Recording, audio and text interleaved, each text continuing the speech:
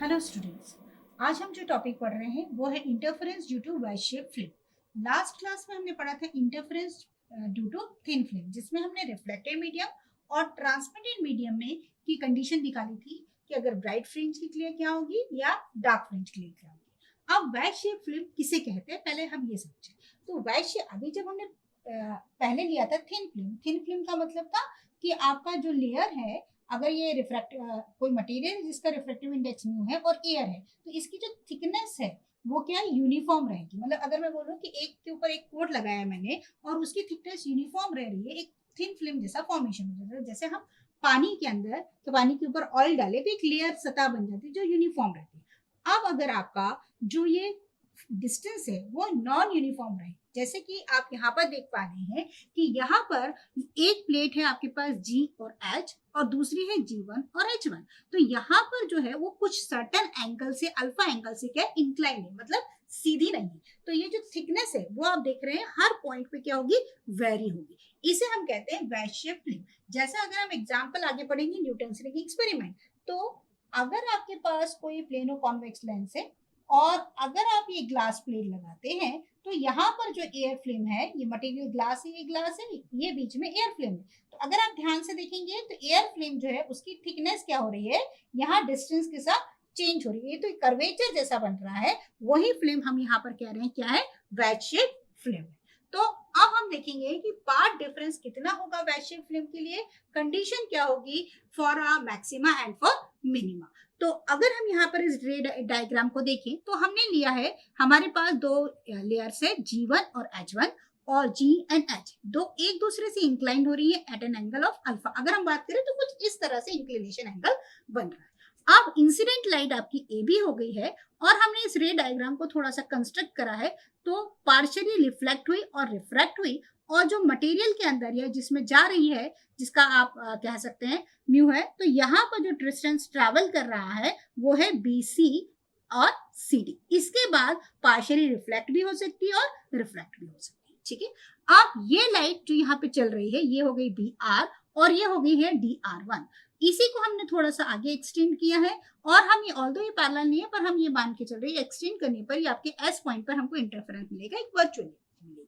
ठीक है, और यहाँ पर हमको जो इंटरफेरेंस मिलेगा because of the virtual case. ये जो एंगल है आपका इंसिडेंट और रिफ्लेक्टेड एंगल हो गया, इसी को हमने थोड़ा सा एक्सटेंड किया है इस लाइन से, नॉर्मल ये हो गया आपके पास, और ये जो नॉर्मल है इसको एक्सटेंड करके ये हो गया। तो ये एंगल हमारा अल्फा हो गया, ये R हो गया, ये इंसिडेंट एंगल हो गया।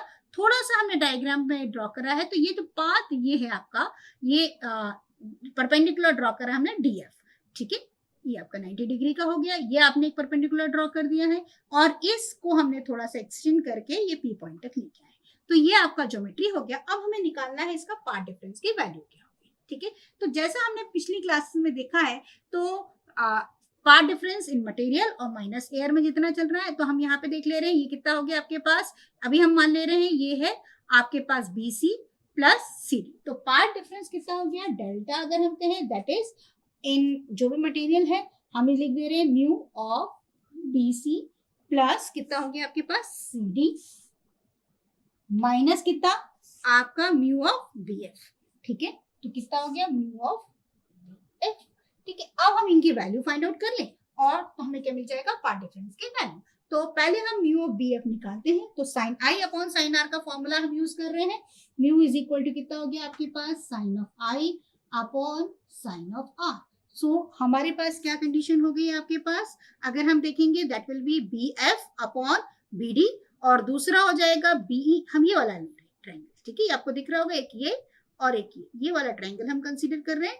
तो हमारा साइन I की वैल्यू हो गई है that is BF upon BD and that is equal upon कितना आया, BE upon BD, BE upon BD। तो अगर आप देखेंगे तो ये BD to BD cancel out हो गया, दैट इज आप उसको लिख लें तो कितना आ जाएगा आपके पास, और म्यू इज इक्वल टू कितना आ गया आपके पास, BF अपॉन BE। ठीक है ना, ये वैल्यू आ गई हमारे पास। ठीक है, तो सॉरी ये हो गया, ये ऊपर चला जाएगा, दैट्स इट। तो BE upon BD, BD to BD cancel. So ये आपके पास आ गया है mu of BE is equal to BF। ठीक है ना। तो यहाँ पर आपके पास वैल्यू इसकी आ जाएगी। अब हम इसको पुट कर दें यहाँ पर, तो बी एफ की वैल्यू कितनी आ जाएगी आपके पास, म्यू ऑफ बी। तो यहाँ पे म्यू हमने हटा दिया है, पहले लिखा हुआ था तो उसको हम लिख कर सकते हैं, that is mu of B C plus C D minus mu of B E. ठीक है, एडिट जो हमने बी एफ की वैल्यू निकाली थी वहां के बाद से जो लिखा है उसमें एडिट करना रहेगा, उसके बाद का डिलीट कर दीजिए।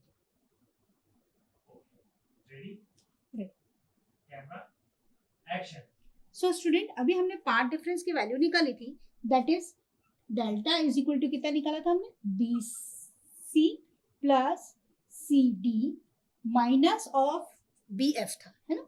और बी एफ की वैल्यू अगर हम निकाल चुके थे that is equal to mu of B E, तो हम यहाँ पर उसको वैल्यू को पुट कर देते हैं। अब यहाँ पर डेल्टा जो आ जाएगा वो कितना हो गया आपके पास, बी सी, ये म्यू यहाँ पर है already, mu B C plus C D minus mu of B E. अब यहाँ पर डायग्राम में हम देखें तो बी सी क्या है, यहाँ से यहाँ तक का है, तो उसको हम लिख सकते हैं बी प्लस ई सी। तो मैं ये इस बी सी को रिप्लेस कर रही हूँ with the B E plus कितना पार्शियल ई सी, तो ये हो गया E C plus C D minus of mu of B E. ठीक है, अब अगर हम ब्रैकेट खोलें तो आप देख पा रहे होंगे म्यू ऑफ बी और म्यू ऑफ बी क्या हो जाएगा, कैंसिल आउट हो जाएगा। ठीक है, तो हम डायरेक्टली लिख ले रहे हैं, दैट इज इक्वल टू बचेगा क्या, ई सी प्लस सी डी। ठीक है, अब अगर हम यहाँ पे देखें तो ये जो सी डी वाला पोर्शन है वो किसके बराबर है, सीपी के, एज पर द डायग्राम हम देख सकते हैं। तो आपका ट्रायंगल की प्रॉपर्टीज लगा ले अगर हम साइड एंगल साइड, तो ये आपके पास क्या हो जाएगा, E C C D is equal to कितना हो जाएगा, सीपी के।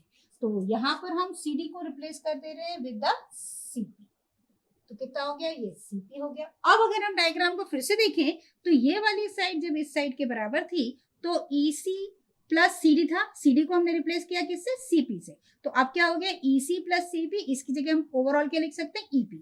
तो ये आ जाएगा हमारे पास, that is equal to mu of EP। अब जैसा हमने लास्ट क्लास में EP की वैल्यू को फाइंड आउट किया था, सिमिलरली हम थिन फिल्म के लिए जैसा फाइंड आउट किया था वैसे ही हम फाइंड आउट करेंगे। तो आप यहाँ पे देख पा रहे होंगे कॉस्ट फैक्टर आएगा T थिकनेस है, तो हमारे पास जो फाइनल वैल्यू हो जाएगी पार्ट डिफरेंस की, that is 2 mu T cos of R थी वहां पर, है ना। अब हमारे पास क्योंकि ये एंगल कितना बन गया, इंक्लिनेशन का जो एंगल बन रहा है वो है अल्फा, तो that will be R plus alpha. ये हमारा पार्ट डिफरेंस हो गया है। अब क्योंकि हमने स्टोक्स लॉ में पढ़ा था, अगर हम रिफ्लेक्टेड मीडियम में देख रहे हैं तो पार्ट डिफरेंस में हम क्या ऐड करेंगे, प्लस माइनस लैम्डा बाय 2। तो ये हमारा फाइनल पार्ट डिफरेंस हो गया for a reflected medium, for reflected case. ठीक है, अगर आप ट्रांसमीडिएट की कर रहे हैं तो ट्रांसमीडिएट में ये वाली कंडीशन नहीं आएगी। ठीक है, अब हम देखते हैं कि इसके अंदर हमारे पास देखना है हमें कि क्या फॉर अ ब्राइट फ्रिंज और for a dark fringe condition क्या निकलती है। तो अगर हम देखें फॉर अ डार्क फ्रिंज, हमने देखा था क्या होना चाहिए, रिफ्रेक्टिव इंडेक्स, ये पार्ट डिफरेंस की वैल्यू कितनी होती है आपका 2n + 1 लैम्डा बाय 2 के बराबर होना चाहिए, और for a bright fringe it will be equal to n lambda. तो हमारा पार्ट डिफरेंस कितना है फॉर अ ब्राइट फ्रिंज, अगर हम बात कर रहे हैं ब्राइट, पार्ट डिफरेंस कितना होता है 2n लैम्डा बाय 2 लिख सकती हूँ, और मैं लिख सकती हूँ n लैम्डा। तो हमारा पार्ट डिफरेंस अभी कितना है 2 mu T cos of r plus alpha plus minus lambda by 2। तो पार्ट डिफरेंस की जगह हम कितना लिख दें 2 mu T cos of r plus alpha plus minus lambda by 2 is equal to 2n lambda by 2। अब मैं इस चीज को उधर ले जा रही हूँ, तो कितना हो जाएगा आपके पास 2 mu T cos of r plus alpha is equal to 2n minus 1 lambda by 2। ठीक है ना, अगर मैं प्लस ले रही हूँ तो उधर माइनस हो जाएगा, और अगर माइनस ले रही हूँ तो प्लस हो जाएगा। अभी हाल फिलहाल मैंने प्लस वाला साइड को उधर ले गई हूँ, तो कितना हो जाएगा 2n minus 1 lambda by 2। This will be our condition. अगर आप देख रहे हैं t अगर आपका 0 हो जाए तो ये पैरामीटर्स किस तरह से वैल्यू देंगे। ठीक है, अब हम नेक्स्ट देखेंगे कि अगर हमारा फ्रिंज डार्क है फ्रिंज विड्थ, तो उसके लिए पार्ट डिफरेंस की कंडीशन क्या होनी चाहिए। सो स्टूडेंट्स, अभी हमने निकाला पार्ट डिफरेंस की वैल्यू कितनी होती है। तो अभी हम ब्राइट फ्रिंज कंसीडर कर रहे थे, तो हमने ऑलरेडी पढ़ा था nth ब्राइट फ्रिंज हमने कंसीडर करी है, तो हमारे पास हो गया है sine of alpha is equal to, condition क्या थी, 2n+1 लैम्डा बाय 2। इसको हम इक्वेशन नंबर सेकंड नाम दे रहे हैं। अब अगर हम nth आगे वाली फ्रिंज देखते हैं, n या आगे यहाँ पर कोई फ्रिंज बन रही है जिसका थिकनेस t मान ले रहे हैं, सेम है तो थोड़ा सा चेंज है, और उसके बाद डिस्टेंस हमने मान लिया है कितना है आपका xn+1 है, तो इसको हम रिप्लेस कर दे रहे हैं नेक्स्ट के लिए। फॉर xn+1 फ्रिंज के लिए कितना हो जाएगा, ये वैल्यू हो जाएगी 2xn+1, नीचे डिनोमिनेटर में है। साइन ऑफ अल्फा ये हो जाएगा 2n+1+1 लैम्डा बाय 2। ठीक है, इसको थोड़ा सा सॉल्व कर ले तो ये कितना हो जाएगा 2n+2+1 3 lambda by 2। Equation number third नाम ये हो गया हमारा 2xn+1 साइन ऑफ अल्फा। ठीक है, अब हम इसको सब्ट्रैक्ट करते हैं, इक्वेशन नंबर थर्ड को इक्वेशन नंबर सेकंड से सब्ट्रैक्ट करते हैं। तो 3 - 4 इक्वेशन थर्ड -4, तो कितना हो जाएगा आपके पास 2xn+1, ये है 2 कॉमन आ जाएगा, xn+1 minus xn divided into sine of alpha that is equal to, इसमें से इसको सब्ट्रैक्ट करें तो कितना हो जाएगा 3 - 2, 2n cancel out, lambda by 2 ये कैंसिल आउट हो जाएगा, 3 - 2 2 lambda by 2 that is equal to 2 lambda by 2 that is equal to lambda.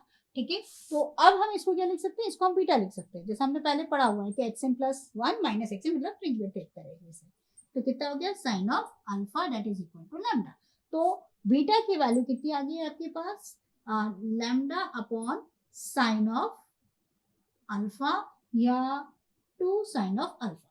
अब अगर आपका एंगल, क्योंकि यहाँ पे एंगल काफी स्मॉल होता है तो रेडियंस में होता है, तो sine alpha tends to alpha हम लिख दें, तो हमारे पास फ्रिंज विड्थ की जो वैल्यू है that is equal to lambda by 2 alpha हो जाएगी। ठीक है, तो यहाँ पर अगर हम देखें तो जो फ्रिंज विड्थ है इंडिपेंडेंट ऑफ एन है, तो फ्रिंज विड्थ क्या होगी, सबकी एक जैसी होगी। ठीक है, तो यहाँ पर आपके पास बीटा की वैल्यू कितनी होगी, लैम्डा बाय 2 अल्फा। तो अगर हमें सोर्स की वेवलेंथ पता है और एंगल पता है ये, तो हम फ्रिंज विड्थ निकाल सकते हैं, या इनडायरेक्टली हमें फ्रिंज विड्थ पता है तो हम एंगल ऑफ इंक्लिनेशन भी निकाल सकते हैं अगर आपको गिवन सोर्स गिवा हुआ। आज हमने जो टॉपिक पढ़ा है उसमें हमने देखा कि इंटरफेरेंस कैसे निकलता है, interference for a well shape film क्या होती है उसका डायग्राम हमने देखा, और condition for constructive and destructive के लिए पार्ट डिफरेंस की वैल्यू निकाली हमने, और फ्रिंज विड्थ की वैल्यू निकाली। अब हम इसका इस्तेमाल करेंगे न्यूटन्स रिंग एक्सपेरिमेंट में, कि न्यूटन्स रिंग एक्सपेरिमेंट क्या होता है, उसमें फ्रिंज किस तरीके से रिंग्स फॉर्मेशन होती है, कंडीशन फॉर मैक्सिमा और मिनिमा क्या होता है। Thank you for watching.